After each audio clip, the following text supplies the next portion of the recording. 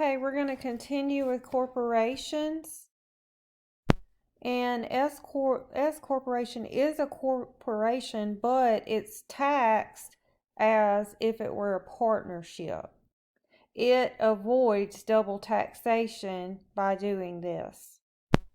A statutory closed or closed corporation is a corporation that is less formal than a C corporation, and it has a limited number of owners. Nonprofit corporation is a corporation that doesn't seek to earn profit, and it differs in several fundamental respects from C corporations.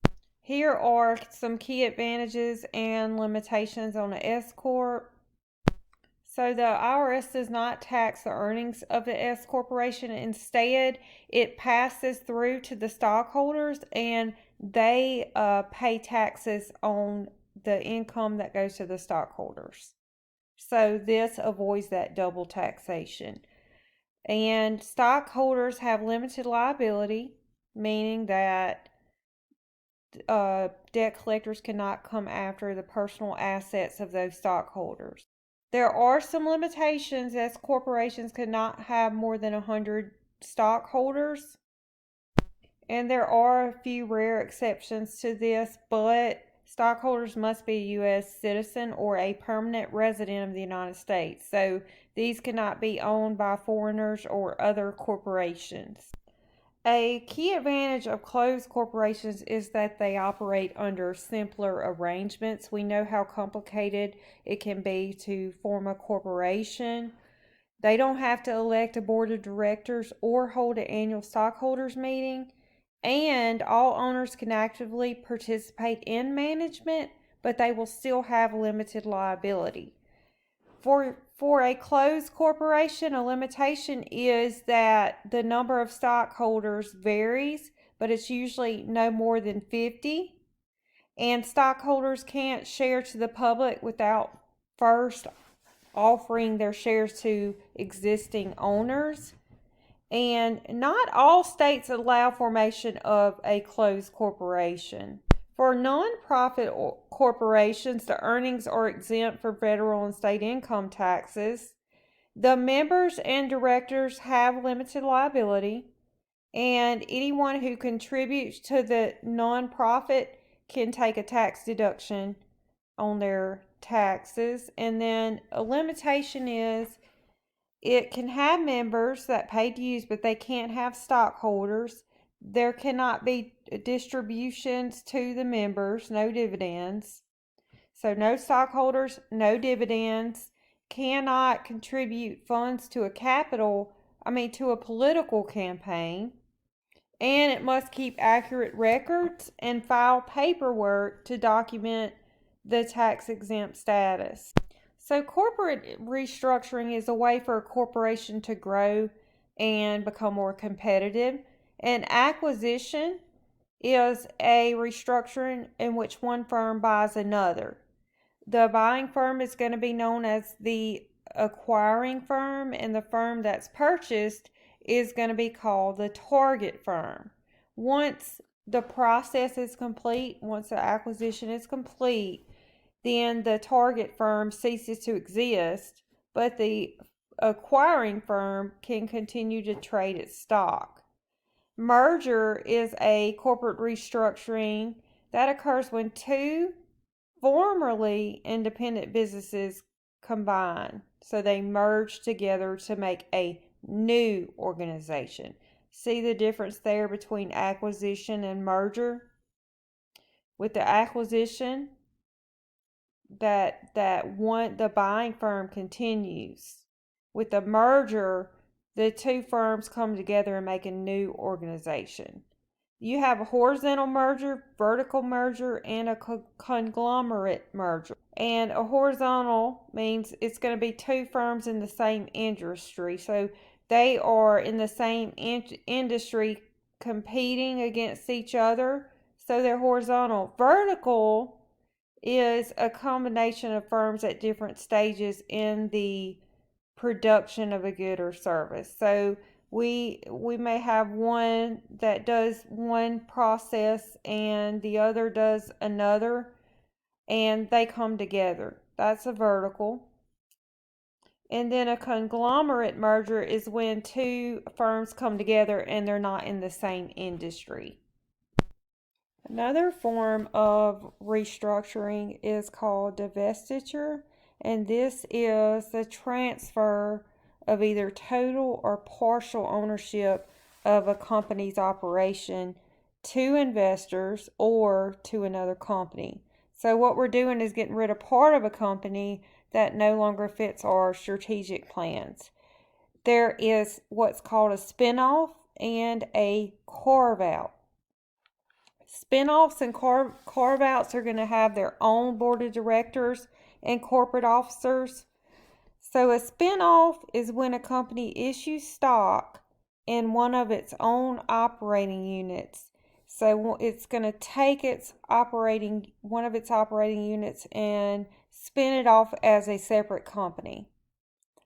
In a carve out, the firm is going to take a particular unit or division into a separate company and issue stock in the newly created corporation to sell to outside investors.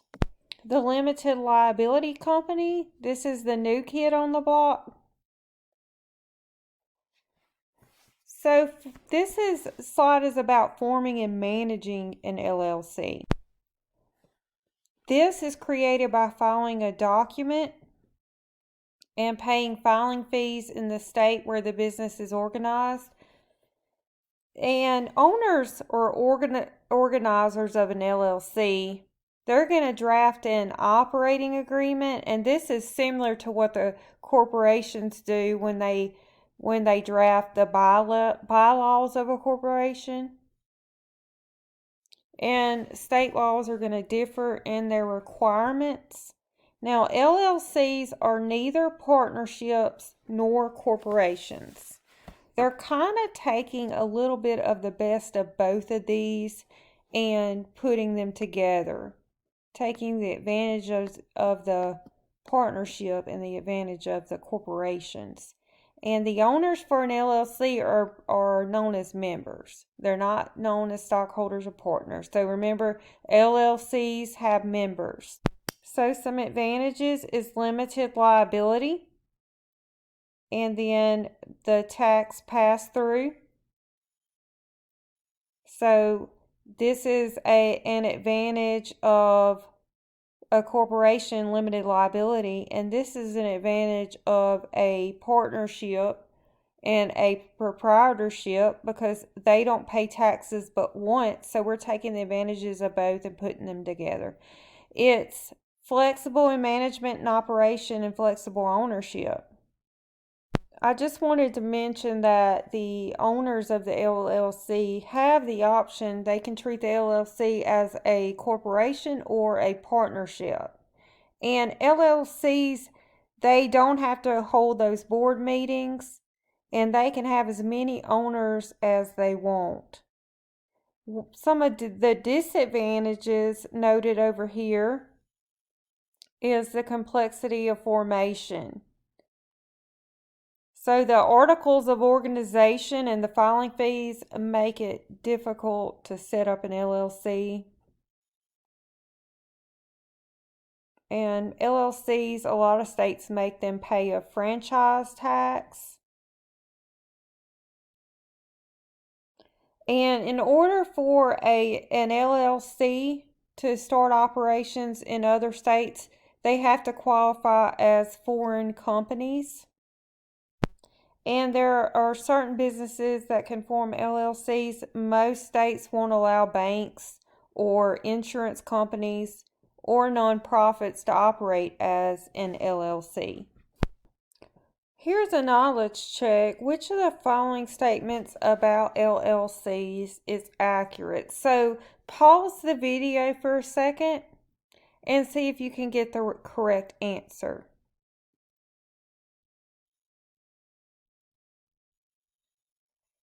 Which of the following statements about LLCs is accurate?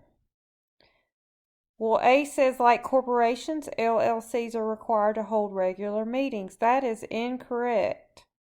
LLCs don't have to hold regular meetings. LLCs are subject to a similar amount paperwork and reporting requirements as corporations. Actually, LLCs are subject to less paperwork and fewer reporting requirements than corporations. For tax purposes, LLC owners may elect to have their companies treated as either a corporation or a partnership. That is correct. For tax purposes, LLCs, they can choose whether they want to be treated as either a corporation or a partnership. But let's talk about D. Unlike corporations, LLCs are not required register in order to operate as a foreign company when they do business in states other than the state in which they were organized. Well, we discussed that, and LLCs have to register or qualify to operate as a foreign country when they do business in a state other than the state in which they were organized. So hopefully you got that one right. And in the next video, we're going to finish the chapter by discussing franchising.